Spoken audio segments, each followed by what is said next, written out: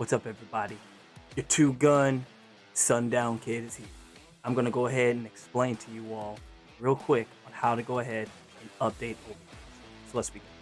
August 31st has just passed, and OBS 28 was released and dropped.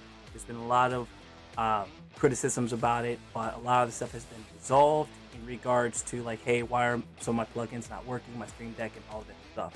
In short, all of that can be fixed just by updating your plugin. So go to each part of your hardware, your software, update those plugins. It should be good to go. It's compatible with OBS. OBS still functions and works quite well on Windows 11. So OBS 28, that's not a thing. So for those who are kind of like, I'm kind of deciding that I'm going to go ahead and update my OBS to 28, this is how you do it. What you do is you take your mouse, you go up to where it says help, and then you click check for updates. Once you click check for updates, it's going to go ahead and present to you all of the stuff to go ahead and read.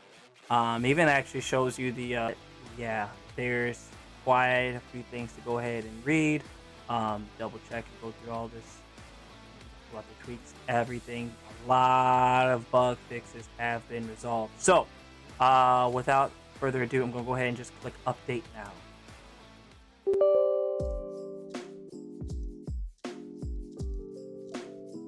And here we are.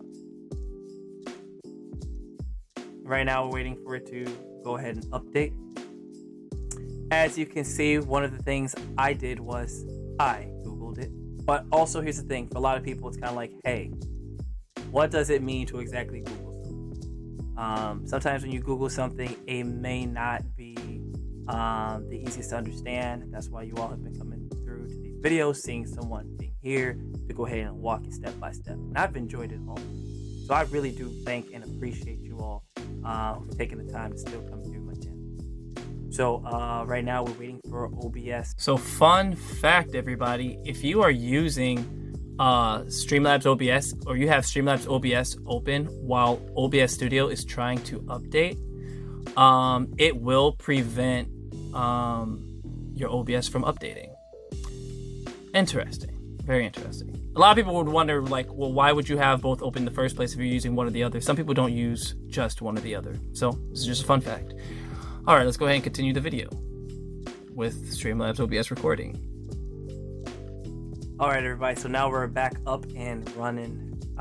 So if you check it out right here, we're gonna go ahead and read the plugin. So for the update, it says, note, some plugins may not be compatible with OBS 28.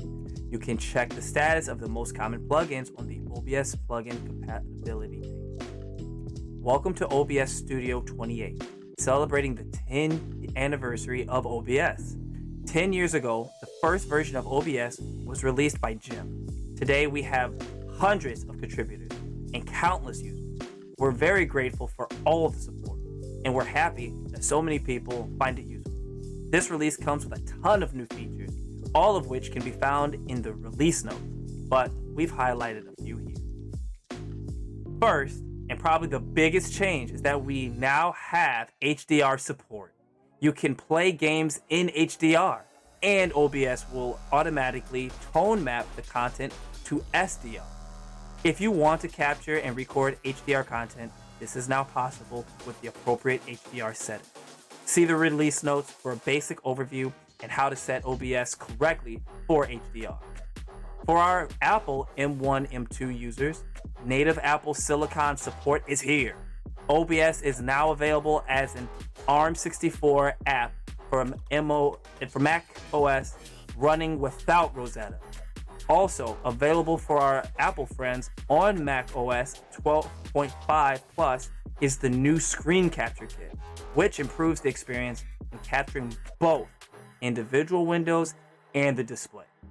For those on Mac OS 13 Plus, direct audio capture is also available. NVIDIA background removal is now available for RTX GPUs on Windows.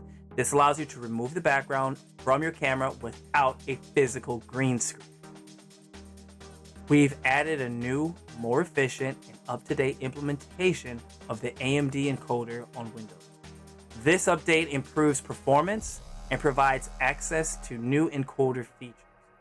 A long time coming, OBS WebSocket is now part of OBS as a first-party plugin. This makes it easier to get up and running with tools that interact with OBS WebSocket. You can find more information here. Link right there about the OBS WebSocket to join forces. If you would like to support OBS project, please consider contributing to their Patreon or Open Code. All right, so as you can see, there's been these huge, big updates that has been taking place. So as you can see, like far as the UI, it looks a lot different. The font is definitely bolder. So for anybody who has been having trouble reading the smaller font, by default everything is made to be a lot more visible.